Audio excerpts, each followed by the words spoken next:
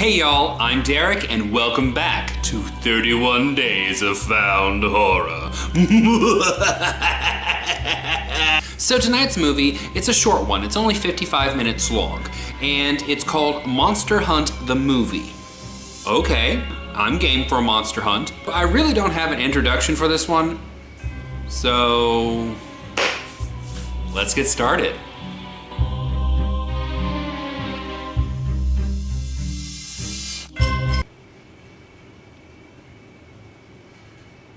What the hell was that? So the premise of this movie, I'm guessing this movie has to be based off of something that this kid did earlier. Apparently we're supposed to believe that plushies in this universe are alive and they're killing people. And he just explains that nonchalantly. We'll show you in just a minute.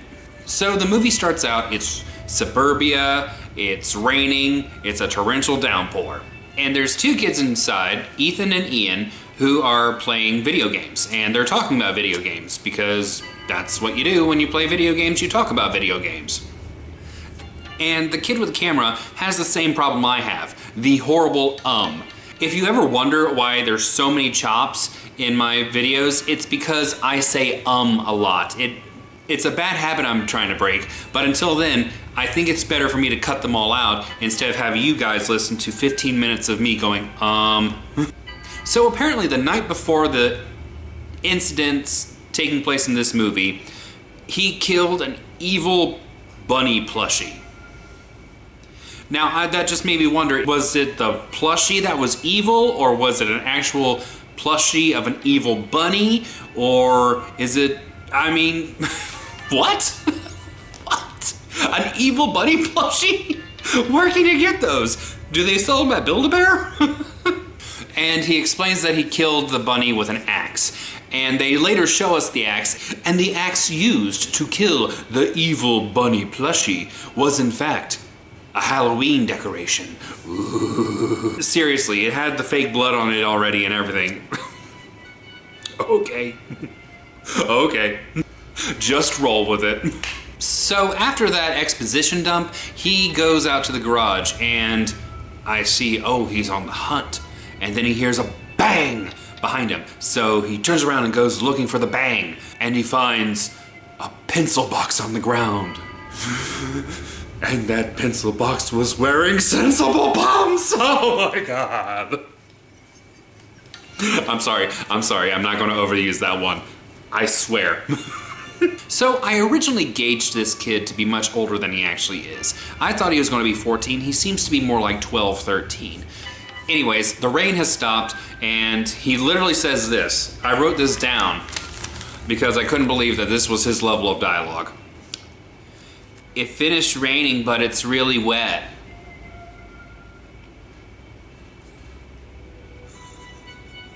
What?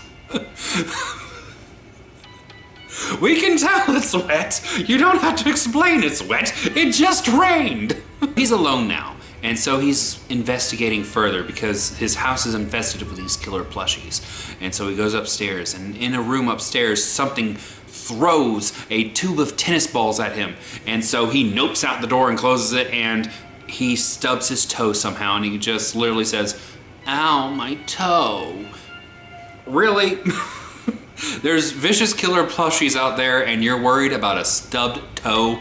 Then he turns around and there's a toy statue of George W. Bush right behind him, and he screams and he literally goes, "Ah!" and runs the other direction. Okay, after that, he sets up cameras in 3 different rooms in the house. His room, the game room, and the kitchen. And he wants to see if he can see these creatures moving. Okay, ooh. So he goes to sleep. There's a piece of paper on his wall that's slowly flapping. And this is ominous, but it goes nowhere. It's never addressed in the rest of the movie. Ooh. And in the kitchen, we can literally see somebody's shadow off screen getting ready to do whatever's going to happen there. Then it makes a few cuts, it goes back to the kitchen, and there's a teddy bear on the counter. And then, as if we couldn't see it, somebody knocks it over onto the floor. Ah! Oh no! Next day, he wakes up at 8:40 in the morning, and he says that's really, really early for him. He's a kid, whatever.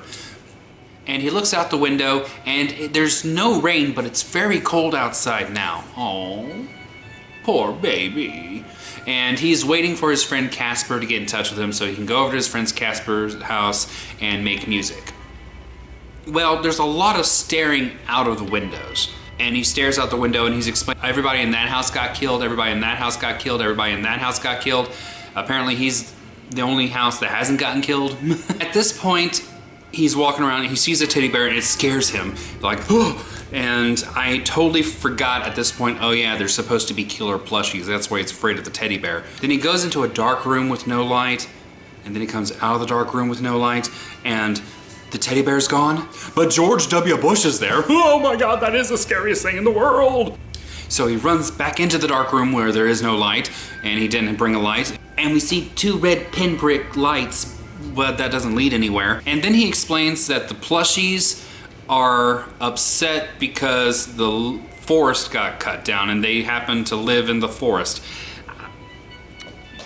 So these creatures made of polyester and cotton just happily lived in the forest, and what? This is getting so convoluted. It's almost like he heard this idea and thought it would be great. And so he just kept adding in stuff to create this load of whatever this is. The next day, he's feeling sick. So his mom is going to take him to the doctor, but first they have to go to his uncle's trailer. Honestly, what it was that they were going to go visit his uncle, and he decided to incorporate this into the story. Apparently his arm is feeling very itchy because he got bit by a pillow pet, which I'm guessing is a brand of stuffed animal. I don't know, I haven't had a stuffed animal in years. I think the kid noticed at this point that there was something lacking in the story, like he seems to be the only one who knows about the plushies. So he actually starts talking with his mom about it. He starts asking if they're ever going to evacuate them. Okay. If you know something bad's going down, you don't need to wait for an evacuation. If you see a storm brewing on the horizon that's gonna knock your house down, you don't have to wait for Uncle Sam to tell you, get the hell out of the way. You just get out of the way. But that's just their way of making it plausible for them to be staying in this house where killer plushies are killing them. So there's just a few minutes of B-roll where they're just driving around. Finally they get to the uncle's trailer. And the trailer is actually pretty upscale. It's one of those fancy ones with the actual plumbing and a satellite hookup. You know, the ones you retire in so you can just take your home wherever you want to. I'm going to the Grand Canyon and I don't have to leave home. Sort of thing, you know? So they pull up to the uncle's trailer. They get out, they start shooting the breeze. They go inside, they're shooting the breeze some more. And the kid decides to go outside and walk around the trailer for reasons. And he starts theater coughing into his hands. I literally wrote, "Don't cough into your hands." This is how we got the funky COVIDina, people. Then he starts saying that his legs are starting to itch. And at this point I'm wondering, okay, is this like a weird werewolf movie where he's turning into a plushie? Epic foreshadowing. And then they leave, and then there's more driving because, you know, they've gotta fill that runtime somehow. And then they cut to that night, because they obviously didn't go to the doctor, and he says that he has a virus in his arm. Okay, so it's a localized virus, but it's not one that lives on the skin. It is in his bloodstream, because he makes mention that the doctors don't know anything about this virus, but if it goes to his brain, he'll kill him. So they have him on medications that they're not sure is gonna work. So the medic in me just immediately go, viruses aren't localized, what the hell are you talking about? So he goes to sleep. 3 seconds later, he wakes up ominously, starts grabbing his head, and then he's acting! He's throwing pillows! And then he has a scene where I will do a dramatic interpretation.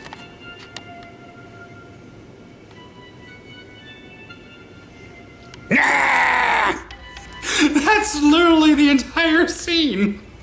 So he wakes up and the camera is no longer where he placed it the night before. You see, the night before, he placed it in the corner of the room. Now, it's beside his bed. Ooh, probably because he did an upshot of his nose. Oh. And he's so excited because he finally gets to go over to Casper's house. Yay, yay, yay, yay. So he goes down to see his family, and his mother is writing him a list of everything that he needs to actually do before he leaves to go to Casper's house.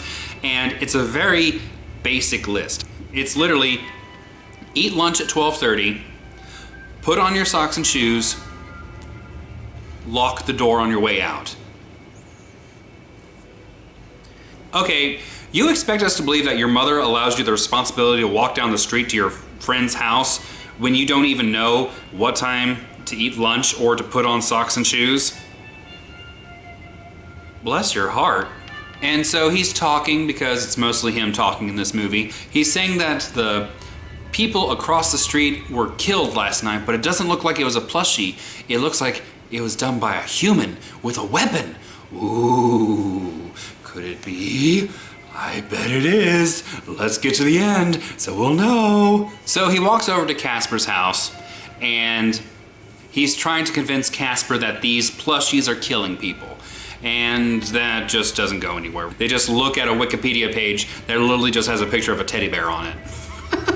So they're goofing around with the music, and then a couple of minutes later, he goes downstairs, and then he's wondering where his friend Casper is, so he goes up to his friend Casper's room, and Casper is literally sitting in a pool of plushies.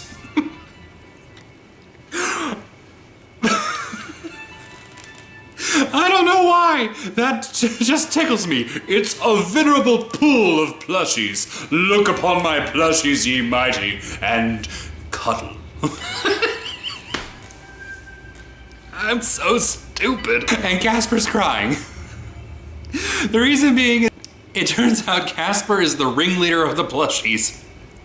And he sent them out to kill people so that he could have them all to himself. What? Oh god, that's ridiculous. And then the camera kid attacks Casper. He goes out into the hall and is literally attacked by an exercise ball. One of those big rubber exercise balls. He drops the camera, and then, with just enough time to put on a mask, he picks up the camera and turns it on himself. And he's the evil bunny. Oh! This movie was ridiculous. I ain't mad, I'm just confused. It has a crazy setup, it has a crazy story, it has bad acting, but they're kids, so you gotta forgive him, because obviously this was just a thing that he did on his channel. And the camera kid, his name's Ian. Sorry, I really literally forget that I don't write these down until the very end. The camera kid is so whiny, but he's also prepubescent, so that's to be expected. Well, I ain't mad, but I sure as hell am not watching this one again. So have you seen this movie before? If so, drop me a message down below. Tell me what you thought of it. And of course, if you want to see what I'm talking about, it will be linked in the description. So that's this episode of 31 Days of Found Horror.